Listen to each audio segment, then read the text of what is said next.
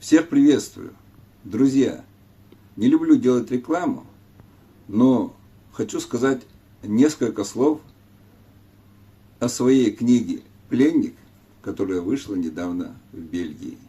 Сюда вошли повести, рассказы, стихотворения. Конечно, главная тема этой книги – это трагедия жителей Чечни в условиях войны. Кроме того, здесь есть и некоторые воспоминания о детстве, а также некоторые эпизоды из жизни в Европе. Повести, стихотворения из этой книги были переведены на несколько языков и изданы в Грузии, в Бельгии, во Франции, в Австрии и в Англии. Надеюсь, что тот, кто прочитает эту книгу, не будет разочарован. Приятного прочтения.